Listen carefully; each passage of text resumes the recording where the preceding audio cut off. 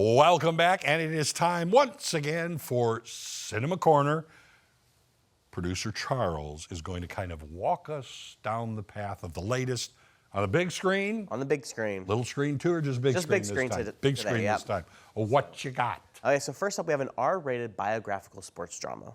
Because we don't have enough of those, you know? No. So we have The Smashing Machine. So this tells the story of mixed martial arts and UFC champion Mark Kerr. Have you heard of Mark Kerr? I have. Have you? I've heard of this movie. Yeah.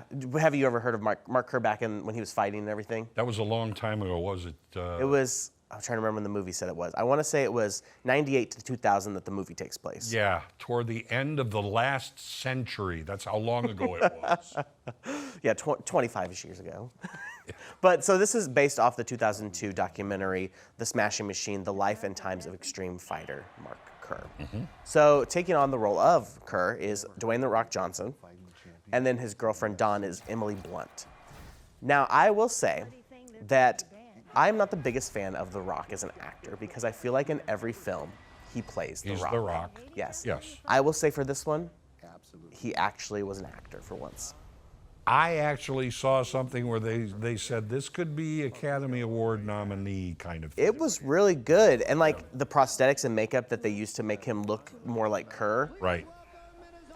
In the first trailer when I first saw it, I was like, that looks like The Rock, but is it The Rock? Well, he dropped a lot of weight for it too, but No. he's still very cut. For this one, I don't think he dropped. I think that he dropped weight after the film because he's still very much Well, big, he's a big guy. big. Yeah, yeah. I would say he almost looks a little bigger than normal in the film. Okay. I mean, I'm not sure. Maybe you know. I saw a picture and I thought this was for that film. No, he has slimmed down though recently. I have seen those All pictures. right. But I would say this is Johnson's best role.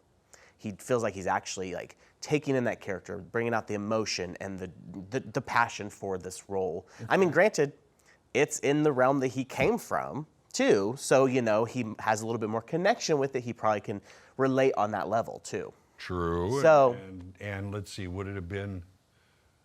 It might have been in his father's time of wrestling. I'm not sure. I'm not sure the I don't time know where period the for time, all that. Yeah. Yeah. But I mean, even Emily Blunt as our supporting character of Dawn, their chemistry is really great. I mean, Emily Blunt's an amazing actress as she is, you know, and like. Dawn's a little bit of a crazy character, and I think Emily Blunt plays it very well, and the chemistry between them is very good. I will say I wasn't overly excited to watch this film. I don't really care for sports ones, but I say that for every sports one that I usually enjoy. Yes, I know that. I usually end up enjoying.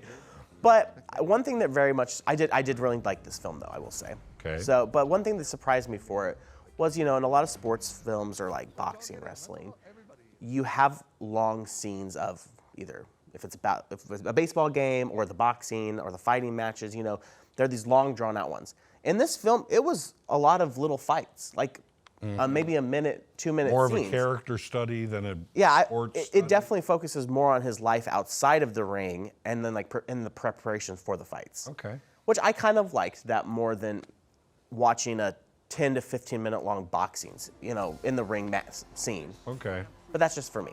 I will say once in a while the story felt a bit scattered at times, like it didn't have a fully cohesive way it wanted to go, but I don't think it hurt the film overall. It's still a very enjoyable film. I think I gave it a 3.5 out of 5. So, Not bad. That's a good score with you. I mean, that's about average. No, it is. You know? 3.5. That's a good score. Yeah. You didn't think it was the best movie out there. No, but it's not a you bad didn't one. think it was a bad movie. Exactly. So far, World Wide, I'm surprised it's only made about $6 million. I was expecting maybe a little bit more since not much came out this weekend. But the budget of $40 million. Granted, I'm not talking about it, but the one thing that did top the box office was Taylor's official release party. Yeah, that was tough to go against, I would imagine. So, But also, well, it's not nationwide, but here it was awfully nice. And I don't Yeah. think a lot of people, when you get these nice days and you know winter is like a week away, that's how it true. always feels.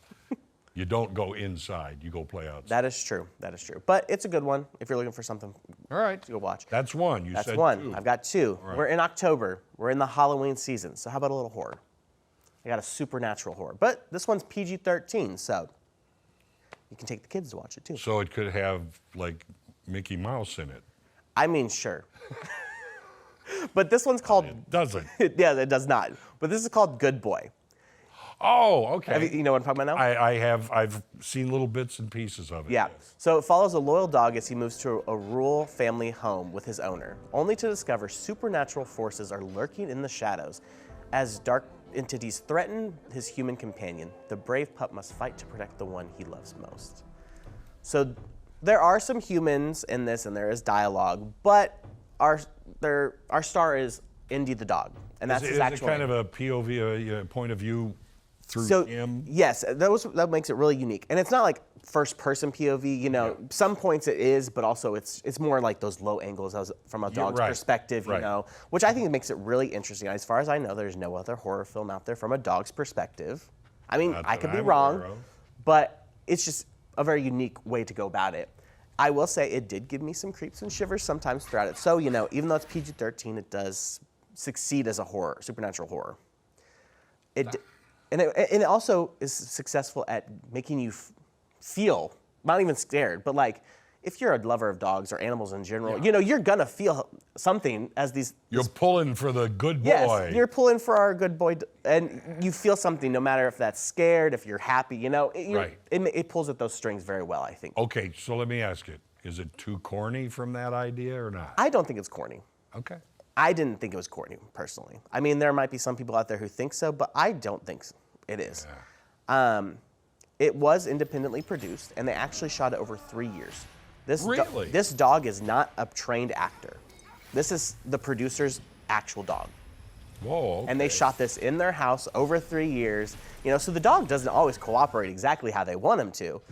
But it's amazing how well Indy performed and how well he conveyed emotions. That's the dog, in Indy? the film. Indy is the dog, yes. They very well succeeded, and you can tell what emotions the dog was feeling throughout the film.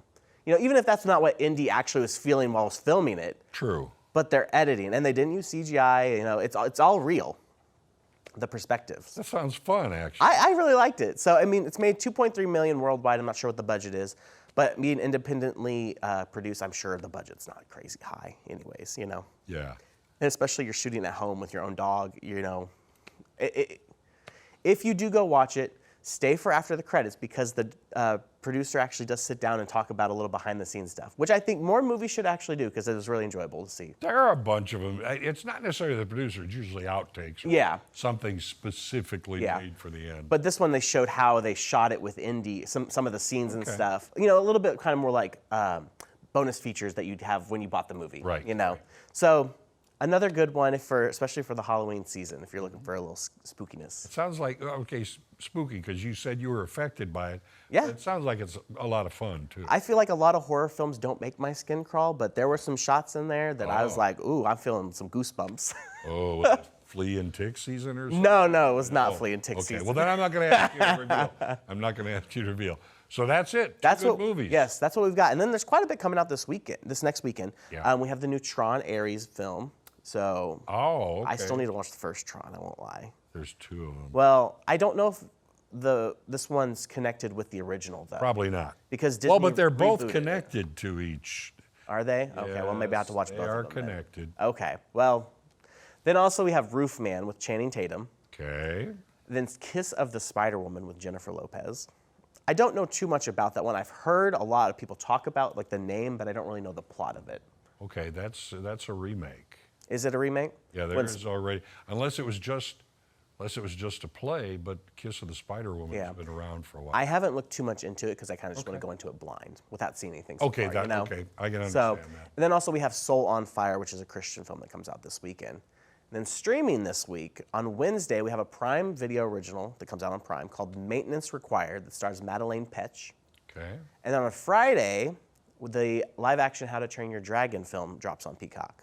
Oh. So if Wow. I did really like the live action. If you've seen the animated, you've seen the live action basically, but it is refreshing. It felt like watching it for the first time, I feel like still, you know? So that's Well, you won't have the same views all the time. exactly, yeah. You know, I mean, when they did Lilo and Stitch, Yeah. that was a decent live Yeah. action. I will say though, comparing those two, Lilo and Stitch and How to Train Your Dragon, How to Train Your Dragon was a lot more shot for shot with the animated than Okay. Lilo and Stitch was. All right. So, and like the dialogue stuck pretty well. You know, Lilo and Stitch, they added some things, took some things away, Yes. you know. But How to Train Your Dragon is still pretty spot on from the animated. I'll be interested to see that because it's a fun movie. Yeah. So this week in your assignment, watch it, and then I want a 5-page paper and analyzing the differences. You got it. He'll report back next week. Yeah, we'll see. Anything else? You got it covered? No, that's what we got. got. It covered. Got it Cinema covered. Corner for this week. All right, he's got you covered. Thanks for joining us.